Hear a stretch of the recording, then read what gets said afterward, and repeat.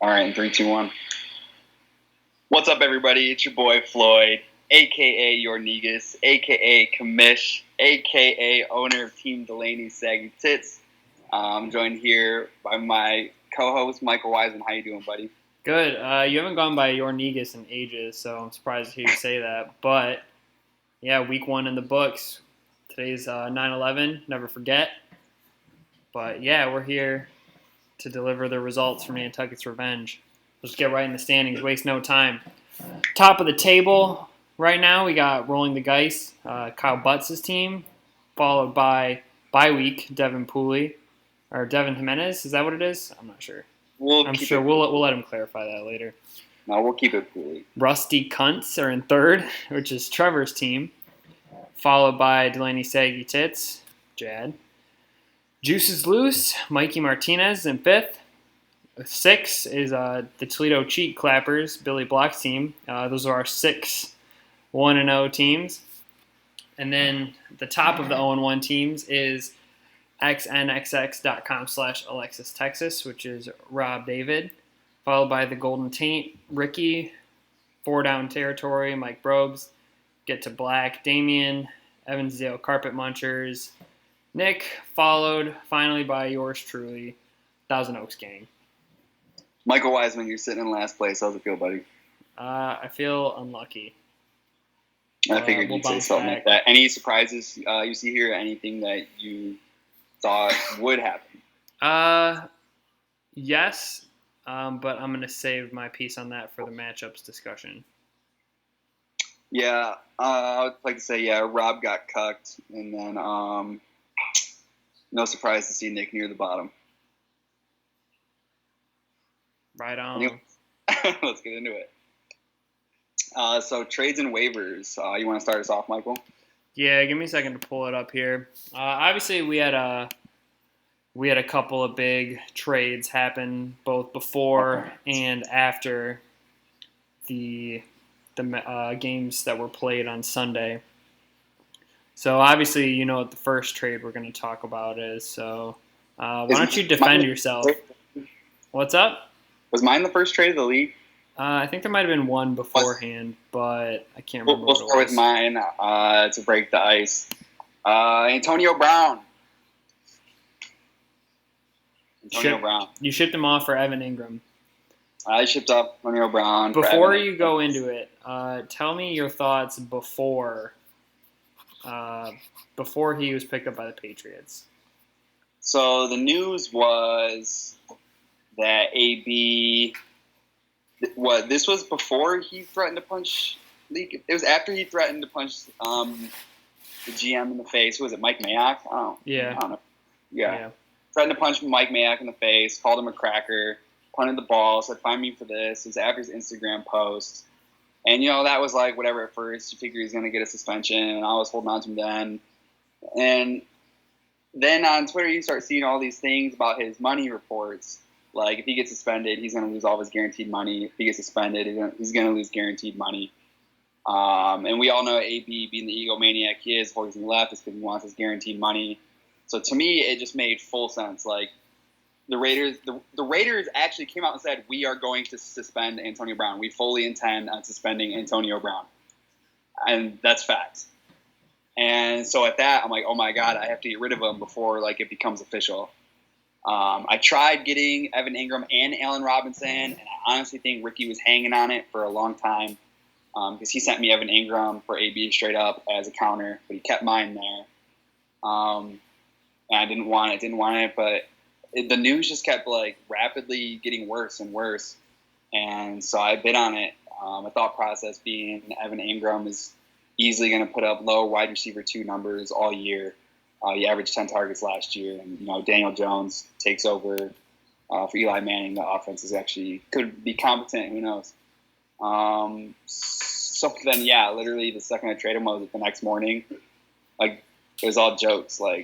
Oh, Antonio Brown's going to sign with the Patriots, and boom, he signed with the Patriots, and it just kind of hurts. Yeah, because obviously if you think about it from a theory standpoint or a logical standpoint, the only team that would sign him after what he did would be the Patriots. And like that's why it seemed like, dude, he's not going to play down in football this year. Le'Veon Bell did it last year. He set the example that you can wait out, you can hold out all season, come back next year and still get a max contract. So I thought he was going to follow in his boy Le'Veon Bell's footsteps and just sit out the season knowing he was going to get cut, and that didn't happen. Yeah, I can see where you were coming from in a sense that you were trying to offload him for maximum value because you were worried about his future was uncertain. You didn't know what you were going to have in Antonio Brown this season. Obviously, in hindsight, looking back, you'd love to have him on the Patriots. But based on what we knew at the time, I guess you got decent value for him because Evan Ingram helped you in this week. But in hindsight, yeah, I'm assuming you wish you had that one back. But the first trade, which I was able to pull up, was between Rob and Trevor, where Rob sent Trevor A.J. Green, Matt Ryan, and Mark Ingram, and received Baker Mayfield and Devonta Freeman. That was our first trade. Trevor blatantly wins that one, right? Yeah, I would say so. Mark Ingram's the only peak worth value. I think Devonta Freeman has value. But I would rate Ingram and Freeman pretty equally. Quarterback situation doesn't really make a difference unless you have one of the top two guys. So I think Baker Mayfield and Matt Ryan so close that it's like splitting hairs. And then just the added value of AJ Green. So I would say Trevor won this just because he got players that I would rate slightly higher. But Trevor got AJ Green as well. Yeah, Trevor got AJ Green, Matt Ryan, Mark Ingram. Like Mark Ingram is going to be playing for an elite team that's going to be ahead all year with an elite defense. Ravens look good. Getting 80 yards and 2 goal line touchdowns a game. So that's going to be 20 points that Mark Ingram could easily score every single week. So yeah, questionable decision by Rob. We'll see if it works out for him. Which is crazy because the worst thing I could possibly say right now is Rob has the best team in the league. Yeah, that's why you're not going to say it, right? It hurts. Okay, so trade is rolling the dice and get to black. Yep. That's who's rolling? That's Butts. Butts. Why is he not Team Butts? I thought it was Butts. Why is he not? He was Team Butts for a while, but he decided to switch it up. That's this kind year. of a slap in the face to us. So we got Team Butts here versus Get to Black, Damien and Butts. Butts trades James White and Cortland Sutton for Chris Godwin. How do you feel about this? I always like getting the best player in the trade, so I would rather be on Butts' side of this, getting Chris Godwin. But getting James White and Cortland Sutton for him is decent value. Admittedly, I didn't watch any of the second Monday night game between the Broncos and Raiders, so I have no idea how many targets Cortland Sutton got, how many snaps he was on the field for. But I would imagine he's the number 2 behind Emmanuel Sanders. Mm-hmm. So I guess I don't know what he is. James White was very involved for the Patriots. But like I said, I would rate Chris Godwin the highest out of those 3 players. So I'd rather receive Butts' end of this trade. Not ruling Chris Godwin out after James Winston's performance. That shit happens every year. Yeah. When James Winston's hot, he's hot. He has many 30-plus point games under his belt. He always does. And Chris Godwin's a hot target. So. And then the last trade we can talk about actually happened today. It was Trevor involved in another trade, sending over Julian Edelman. I'm sorry, he was receiving Julian Edelman, and he sent over Melvin Gordon and Mike Williams. As a resident Chargers fan in this league, I think Trevor absolutely destroys Ricky in this trade. Julian Edelman is easily a low-end wide receiver 2, high-end wide receiver 3 at all times. I don't care about AB. I don't care about Josh Gordon. Melvin Gordon, I don't even see him playing any football this year. And Mike Williams for what? Here's my take on it. So I think the trade makes sense for both sides because I don't think Ricky wanted to have Edelman and Antonio Brown in his starting lineup. So that makes sense that he would offload him. And I don't think the value he got is bad. I mean, in hindsight, I don't think that this was news when the trade happened. But Hunter Henry's going to miss time now. He broke something in his foot. So his knee? No, it wasn't his knee. It was his foot. It was like a patella or something. Your patella is what covers your kneecap. Oh, is it? Okay, I must have misread it. But yeah, no. Either way, Hunter Henry's going to miss time. So I think that's a big uptick in targets for maybe not big uptick, but at least marginal for Mike Williams and Keenan Allen both. Side for sure.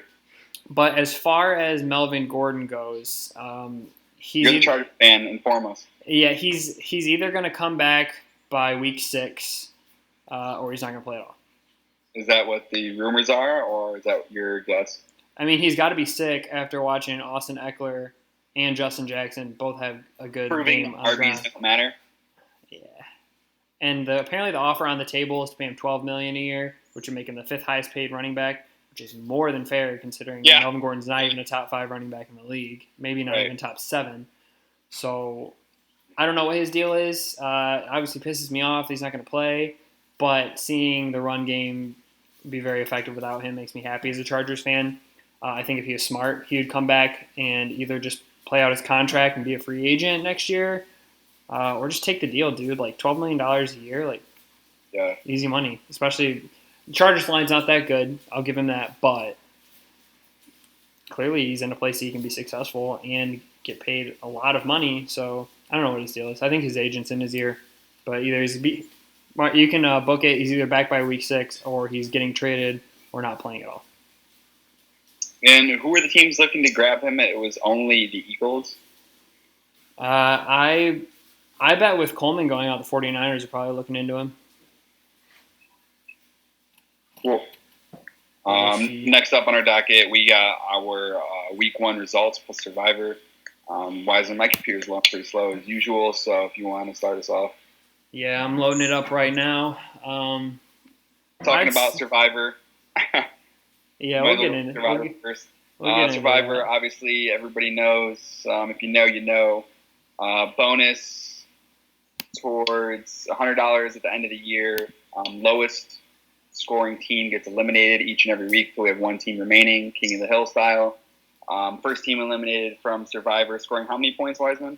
102. Thousand Oaks gang. Yeah. Representing Wiseman.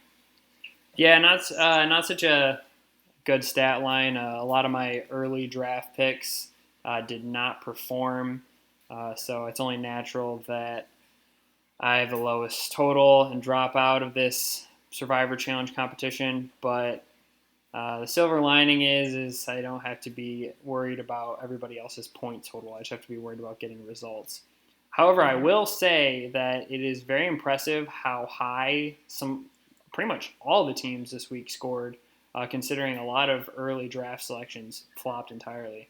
So hats off to everybody in the league. Lots of high scores this week. Which also is worth mentioning, top scorer this week, Butts won 69, taking home $100. Yep, highest scorers of week 1 and week 13 also get a $100 bonus. I think Butts beat out Rob on the final day. Is that right? Butts beat out Devin on the final day, which I'm sure Devin's sick. If he'd have played Marquise Brown, he would have almost had 200 points, probably. Wow. So, yeah. Yeah, we want to throw us into our first match on week 1. I'm just now loading it up, the scoreboard. Yeah, top one showing up for me is my matchup against Billy. He edged me out 125 to 102. To be honest, this one was neck and neck for a lot of the day. However, he really took off when Amari Cooper got his touchdown and when Kyler Murray and the Cardinals finally decided that they were going to play football in the fourth quarter. Like I mentioned earlier, my top draft picks just didn't perform this week. I think between the 4 of them, they scored like 25 points. So obviously when your studs don't show up, odds are you're going to lose. But full marks to Billy. His team performed, and he got the W. Welcome to the league, mate. There you go. Next one, at least for me, because it's on my screen, it's showing is me and Damien. Same. Yeah, I don't have it fully loaded yet, so you can even start us on that. And I'll tell you what I was thinking, how I felt.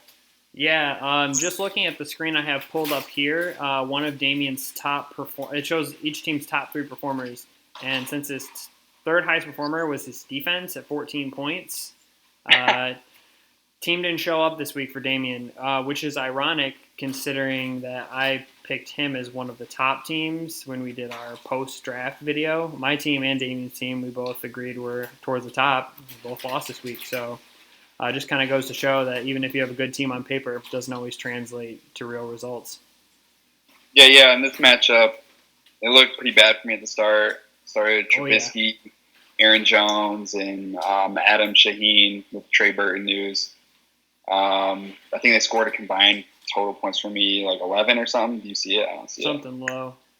It's 3 players, 11 points. It was pretty gross. But I was getting my butt whooped all the way until the fourth quarter of that Cardinals game. Assuming Kyler Murray was competent, I had zero beef.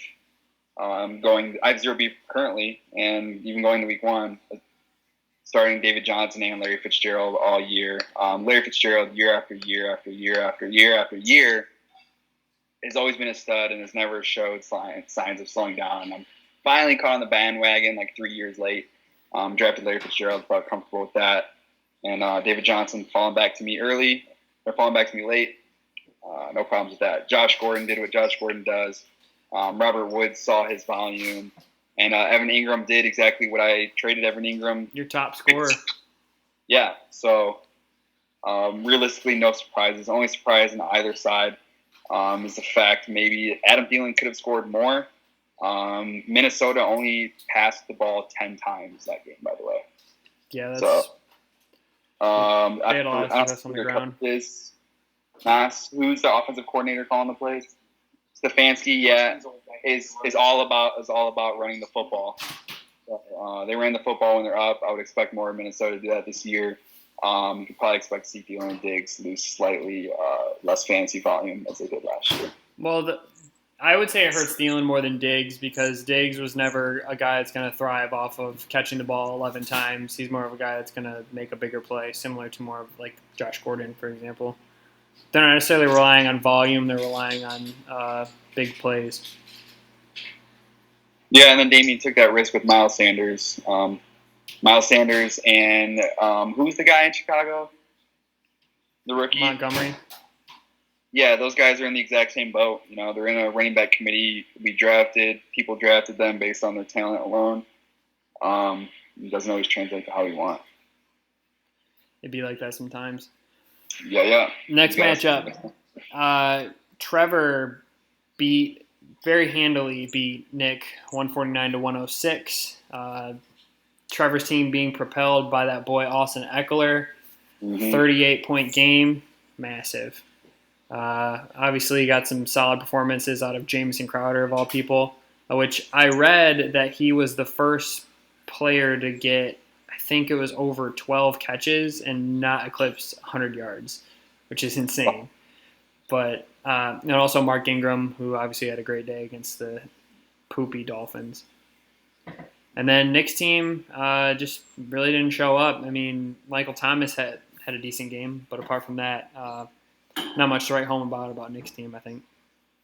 Yeah, it's going to hurt holding on to Kerryon Johnson and Kenny Galladay together all season. There will be weeks when they both score, sure, but can't expect the world out of them. Brandon Cooks is going to be boomer bust like most weeks. Peyton Barber is low-key losing a job that maybe he shouldn't. Duke Johnson's still viable. It didn't work out for him. Tampa Bay shit the bed. Yep. Next one I have here is the Golden Taint versus Juice is Loose. 134-129. Mikey Martinez barely squeaks this one by. Leading his team, Pat Mahomes, Lev Bell, James Conner, T.Y. Hilton, Will Fuller, Tariq Cohen. On the other side, scoring big points, Dalvin Cook, Marlon Mack, Julian Edelman, Allen Robinson, Julio Jones. This is our closest match. Yeah, this was a haymaker match. Ricky can't be too upset. He's starting James Washington. Devontae Parker doesn't help. I don't see Zach Ertz, positive regression. Or that's not positive regression. It's just regression in general. Like Zach Ertz, he had these amazing numbers. But just matching what he was doing last year is going to be extremely difficult. So you can expect a slight regression out of that, I assume. I was surprised to see the top scorer for each team be Colts players, with Andrew Luck being retired. Obviously pissed me off as a Chargers fan watching the Colts push that game to overtime and Mack and Hilton put up stupid numbers. But Hey, if that's, I mean, the Colts were Super Bowl contenders before Luck retired, and it looks like they could still make the playoffs because everyone else in the AFC South looked pretty abysmal. Yeah. Wait, are they in the South? Yeah, the Colts are in the South, right? Quick, I'm not sure. Quick thing to add: Ricky would have won this matchup with Evan Ingram as his flex, like he had before, Ooh. had he not traded for Antonio Brown. Ooh. Didn't think about that, but you are right. Shouldn't be a big deal going down the line, but we'll see what happens with AB's case he's got going. Next matchup I'm seeing is Kyle Butts rolling the dice, edging out 4-down territory. Mike Brose by a score of 169 to 127. Kyle Butts, our top scorer. Christian McCaffrey, a monster game, 42 points. Had to be the best fantasy player of the week, depending on your scoring, I guess. With Sammy Watkins, I don't know. Yeah. Oh, that's true. Just barely. But then he had Keenan Allen, who's going to be an absolute beast, while Hunter Henry and Melvin Gordon are not playing. So, yeah, Butts is in a very, very advantageous position right now. Yeah, I like Butts' team overall going rest of season. He's got a pretty solid squad. Mike Ropes on the other side, he's getting desperate. He sent out the offers today for Tyreek Hill. Everybody in the group chat, he said, I'm trying to get a Tyreek Hill. I don't know what I would pay for Tyreek Hill. We had a trade that was agreed upon. I ended up not accepting it. Only thing I'll add about that is I ended up giving up Jarvis Landry. Decided I didn't feel like really doing that right now. Mike's team's starting to collapse, given that Todd Gurley's taking that regressed role, which most of us assumed because we all stayed kind of clear of him in that first round. Tyreek Hill being out, Todd Gurley's his top two picks right there. First two picks, yeah. And then his next best player is actually probably Dak Prescott the rest of the season. So when your best player is the quarterback, you're probably not going to do too well in fantasy football, I'll tell you that. I will say this for Mike's team. Mark Andrews had a really good game. Granted, it was against the Dolphins, so we'll see what he's gotten him next week. And I think Chris Carson is solid for fantasy purposes. Yeah, I agree. The main difference in this matchup between Butts and Mike is that both of them had very solid performers that I can see just from the top three players on each side.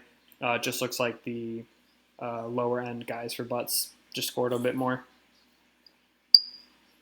Yeah, sounds good. And then finally, last matchup. Last but not least, we got team bye week. Hate that name. That's Devin Pooley.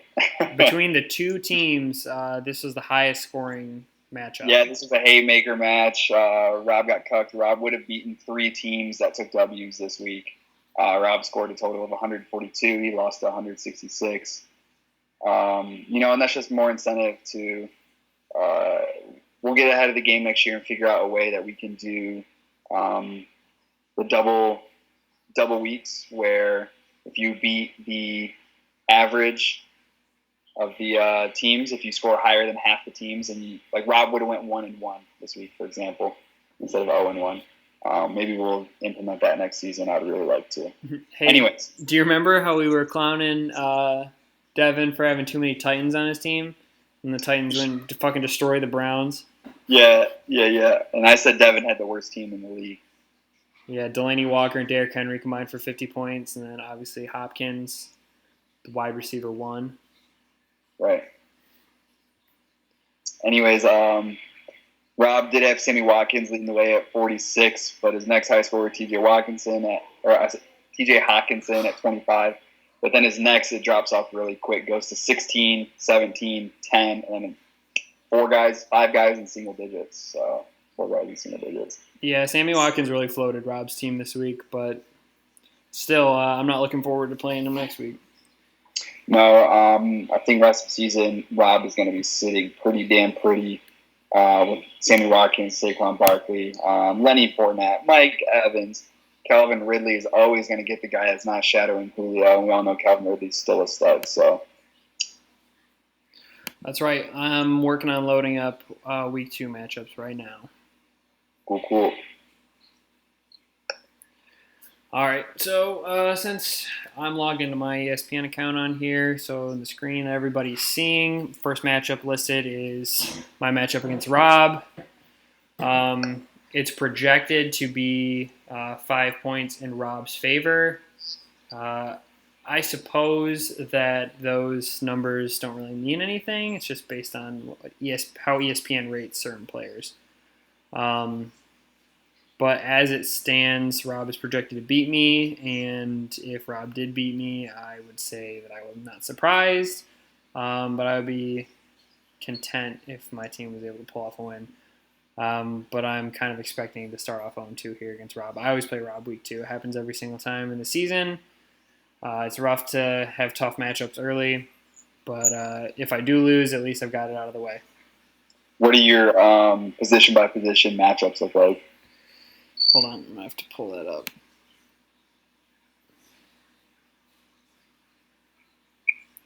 I'm going to say I have the edge at quarterback. He's got Baker Mayfield. I've got Aaron Rodgers. I know that off the top of my head while I wait for this to load. He's probably got the edge at running backs. I believe he's got Saquon and Freeman. I've got Chubb and Sony Michel. Sony Michel scored 1 point. Oh, he's got Barkley and Fournette. So, yeah, that's definitely better than mine. Receivers, he's got Evans, Watkins, McLaurin, which I'm 100% convinced he's not going to start McLaurin. He's just putting him in his lineup so someone will trade for him. That's so Rob. And then I've got Adams, Diggs, and Boyd. So I would say that as a core, I would take my receivers. And then at tight end, he's got Hawkinson. I've got Hooper. I'll give him the edge there, considering Hawkinson had a decent game last week. And then flex, he's got Ridley and Freeman. I've got Kirk and Williams. I'll give him the edge there. And then Bears defense are the best in the game, so I'll give him the edge there. So, yeah, I would say it's fair to say that Rob has an edge this week. I think this one could be a lot closer than you think. I'm not saying I'm going to get blown out. I just think I'm going to lose. Tyrell Williams hopefully should have no problem beating out Devontae Freeman. Tyler Boyd is – Cincinnati just came up. Andy Dalton just had his highest passing yard week of his career, or something like that. It was the first time he eclipsed 400. So Tyler Boyd can thrive. If Green Bay and Minnesota have a medium higher scoring game, you're going to crush with Diggs and Adams. And I think Sony Michel is going to be one of the better running back plays of the week. I think he outscores Leonard Fournette. So I think you have a chance. I have a chance, but like I said, if I lose, won't be a surprise because Rob's got a quality team. Agreed. Next matchup for me, anyway, is my team. We got Team Delaney Saggy Tits versus the Evansdale Carpet Munchers. I'm projected to win 124-116. Like we said, projections don't matter. What matters is what's going on in game. So let's take a look. Unfortunately, two of my studs holding it down, Larry Fitzgerald and David Johnson, are facing a top 3 defense in the NFL and the Baltimore Ravens. So we'll see what happens there. Hopefully Kyler can prove to be electric, even though he started off really slow. I consider Pat Mahomes pretty matchup proof. We'll see what Kyler Murray is. Josh Gordon, I'm hoping, like I said, I love your Sony Michel play. I'm hoping, New England's 20-point favorites, which is absolutely absurd in professional football. You will never see that. So it sucks that Josh Gordon might not see much play, much targets or whatever. But we got Robert Woods in a shootout against New Orleans. I got Aaron Jones in a really tough matchup against Minnesota. It's my favorite play is Chris Thompson. So I'm not seeing my team having necessarily a whole lot of success this week. It could happen. But luckily I'm facing Nick's team, and I don't see a smash play out of him except for Cooks and Lamar Jackson. I'm thinking for your end that David Johnson's fine on volume alone. Derek Carr's going to be playing from behind, so he'll throw the ball a lot. I guess we'll see if that means interceptions or not. Robert Woods going against New Orleans. That's probably going to be a high-scoring game. So I think that Robert Woods is fine, even though I can't think of his name. Drawing a blank. Jared Goff. Jared Goff looked bad, but Robert Woods will still put up numbers, I think. And then same deal with Evan Ingram. I think he's going to get enough volume that he'll be viable for fantasy, regardless of the tough matchup against Buffalo. As for Nick's team, apart from his trio of wide receivers here of Thomas, Cooks, and Galladay. I mean, maybe Lamar Jackson and Kerryon Johnson put up enough points in their game, but everywhere else, man, I'm just not feeling it. What it's worth. Oh, Patriots D against Miami. That's a smash play right there. Gio should have the starting role, assuming Joe Mixon doesn't play. It looks like he could play, but he hurt his ankle or something. So on to the next one. We got Team Get to Black versus the Toledo Cheat Clappers. That's right. Damian Brown versus Billy Block, 0-1 versus 1-0. Just taking a quick look. Damian has a lot of studs on his team. Deshaun Watson, but it's going against Jacksonville. He's got Zeke, Adam Thielen. Can't believe he's got Dante Pettis in his lineup. I know. Cooper. How do you feel about this matchup? I mean, this one I feel like could go either way, even though Billy's projected to win by 12. I agree with the projections in this case. I do think that Billy's going to win. He's obviously got to get Hunter Henry out of his lineup, so it's crazy that Hunter Henry's still projected for points. But yeah, he's going to have to get Hunter Henry out of there. He has nobody to play. Yeah, true, but he's got no one to play. I mean, I suppose if Damian has Dante Pettis in his lineup and Hunter Henry, they're pretty much washes. They're both not going to score any points. But I don't like the Willie Snead play on Billy's team. I know Willie Snead scored 12 points last week, but I think he had 2 catches, so it's not really sustainable. But, having Kamara is obviously huge. Kenyon Drake and the whole Dolphins offense is ass. Yeah, Billy's matchups aren't exquisite, man. Yeah, Billy's team could flop. I'm not convinced that anyone's guaranteed to put up points on his team except for Kamara and Kelsey. Yeah, Kyler Murray's facing Baltimore. And then Billy has to pull Hunter Henry, and his best options are either Kiki Kuti or Geronimo Allison going against Minnesota and Jacksonville, 2 of the better secondaries in the NFL. They're both wide receiver 4s. So let me put it this way. I think that Billy's ceiling is higher than Damian's, but I think that Damian's floor is way safer. So I think that if Billy's team hits, he'll win handily. But if if both teams flop, I think Damian's team's safer. So I suppose this one could go either way. I'm going upset of the week. I think Damian's going to win this one. Definitely within the realm of possibilities, mate. Damian's team, apart from Dante Pettis, I think they all have a decent floor, apart from maybe Miles Sanders. This is one of those things, Damian, every year we're like, how is Damian 8-8 or 7-7? It's because of weeks like this. Right on. Next matchup, Golden Tate, Rusty Kuntz, Ricky versus Trevor. This one's projected to be as close as it gets, 128 to 127. Take us through it.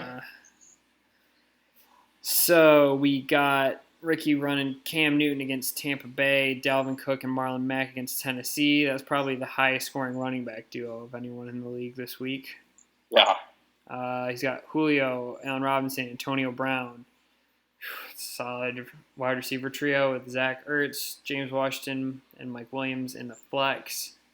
Going up against Trevor's Matt Ryan, Austin Eckler, Mark Ingram, another solid running back combination with OBJ, Juju, Julian Edelman, another solid trio of wide receivers. Darren Waller, who I don't know how much volume he got, but I know he was on the field for almost all of Oakland's snaps. Then David Montgomery, Jamison Crowder in the flex. This is a great matchup, and it's hard to pick a winner. I'm gonna take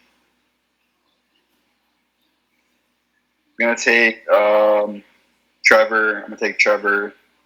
Rest of season too. Trevor's team looks a lot like how I would want my team to look like. He's got a bunch of studs at wide receiver. Only position he doesn't have filled by a worthy player is his first flex. He's got David Montgomery. He's got Golden Tate on the bench as well as AJ Green, who he traded for. So eventually he's going to have that spot filled. As long as Austin Eckler can hold a role, I got Trevor rest of season over anybody else, maybe. But yeah, Dalvin Cook and Marlon Mack, it's an absurd duo this week. And then you got Antonio Brown, Allen Robinson, and Julio Jones. So it's going to be a slugfest. What you got? If I have to pick a winner. You don't have to. Yeah, but if I am going to, which for all intents and purposes, I'm going to go with Trevor. The main reason being is I think that Austin Eckler will have success against Detroit the same way David Johnson did, which I'm going to that game, by the way. Looking forward to it. Not to mention, the more Eckler eats, the more leverage the Chargers have in that deal with Melvin Gordon. So who knows if they purposely want to get this guy touchdowns, yardages, volume. Yeah. I think Ingram will be successful against the Cardinals, as will the rest of his team. I think that Edelman against Miami is a great play. Jameson Crowder against Cleveland appears to be a great play. I think that the Falcons and the Eagles will have a high-scoring game, so I think Matt Ryan will be a good play. But, obviously I could see this one going either way. But if I have to pick, I'm going to pick Trevor. For sure. And last but not least, we got two more. Two more? Yep. Oh, shit. Oh, yeah. We got Rolling the Dice, a.k.a. Butts. I'm just going to start calling him Team Butts from now on. We got Butts, owner of Team Butts, versus Mikey Martinez. Team Juice is loose. Looking at first glance, gotta love Josh Jacobs and Christian McCaffrey and Keenan Allen coming from Butts' team. Jordan Reed's ugly. At the same time, you gotta love Pat Mahomes, Lev Bell, James Conner, and T.Y. Hilton.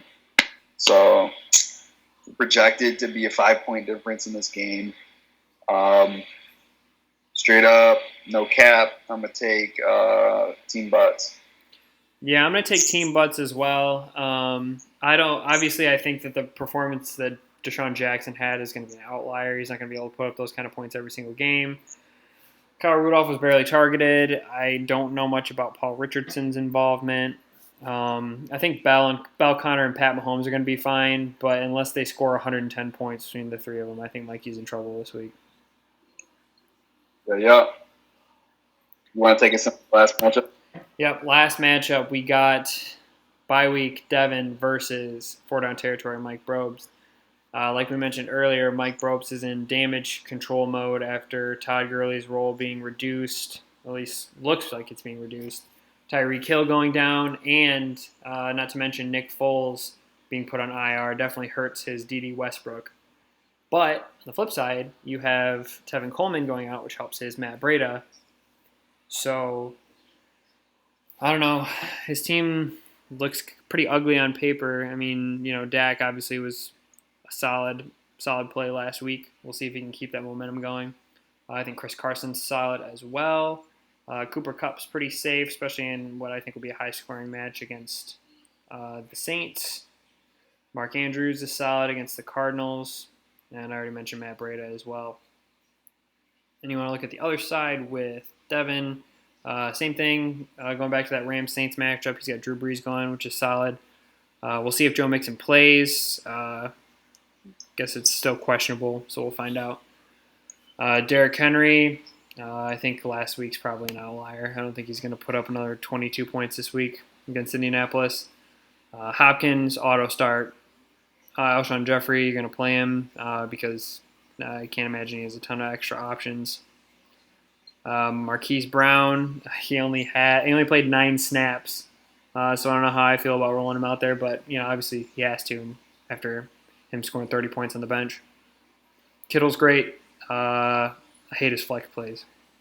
I think Delaney Walker is fortunate to catch 2 touchdowns last week. And then Jordan Howard, I mean, it's a committee. It's so hard to pick which guy's going to fall in the end zone, so I'm not rolling the dice on that one. All that being said, projections say Devin's going to win 116 to 112. I think that this is going to be a low-scoring week for both these teams, to be 100% honest, and I'm going to give it to Mike. So sounds good to me. So that was our results. That was our predictions, etc. I don't have this share screen up with Wiseman, but hopping over to B League. Obviously, we have a B League guys. That's why we're all here. It's 24 of us. There's not 12. So just quick results from the B League, just to hear them. Obviously, 5 people take a win, or 6 people, like every week. We have David Carr edging out a win over my brother, Team Victoria's Secret. That was our old rugby coach for those who care, those who know. Big boys don't cry. That's Dustin Jacobs beating out Team Johnson. Andy Miller, he's a returnee. Had the best regular season last year, but unfortunately couldn't slip into the A-League. He took his win against my sister. Team Cook him up. Of course, he's got Dalvin Cook. She's a Vikings fan. We got Bansky's Buccos against cheating-ass Chelsea. It's Deviner Vansky versus Chelsea Hoyt. Took a 2-point win. And then good at Ertz versus the Toledo Gale Quails. As we know, Drake got relegated into this league last year, and he scored the least amount of points this week. At 84 points. Drake scored 84 points. The next lowest was 97. So Drake actually did extremely terrible. And huge, absolute huge crushing shout out to Ryan Brill laying the absolute fucking hammer on Maddie Sebecki. So keep in mind when I tell you this, B-League has one less roster spot than we do. We play 3 wide receiver, 2 flex. They play 2 wide receiver, 2 flex. Ryan Brill laid a whopping 203 points. 203. I'm pulling up his roster right now, but leading the way, he didn't even have Sammy Watkins. It was Austin Eckler, Derrick Henry. He had to have had Mahomes or Lamar Jackson. And Lamar Jackson, yeah. It was those 3 leading the way. Trying to pull up the box score real quick. Give it like 3 seconds. Eckler, Henry, and Lamar Jackson are probably like 90 points right there. Just the 3 of them. Dude, 202 points is absurd. That's like if he would have played his lineup in a DraftKings lineup, he would have made thousands of dollars. if you could have put it together, like right, with the amount of money, which you would be able to, but it'd be hard to get to because you're trying to spend all your money. You know, if guys are priced low, you're not gonna. So his lowest score of the week, who you would not expect, was Devontae Adams, lower than his defense. Wow. Devontae Adams got from single digits, 7 points. His only single digit score. His lineup was Lamar Jackson, Josh Jacobs, Derrick Henry, Devontae Adams, Calvin Ridley, Mark Andrews, Josh Gordon, Austin Eckler. So his 3 ceiling plays, his receivers, Josh Gordon, Calvin Ridley, Devontae Adams, were his 3 lowest scores of the week. And he's got Austin Eckler to round it out with Buffalo Heat. Unreal. Oh, he's got Antonio Brown on the bench. By the way. Early championship contender, maybe? Yeah, we got a championship contender in Ryan Brill. Shout out to that boy, Ryan unfortunately, because on paper, Maddie's team looks so much better with T.Y., Mark Ingram, Amari Cooper, Saquon Barkley. That's fantasy for you. Yeah. You don't win matchups on paper. So that'll do it from Nantucket's Revenge. And for me, Wiseman, you got anything else for us? Nothing specifically.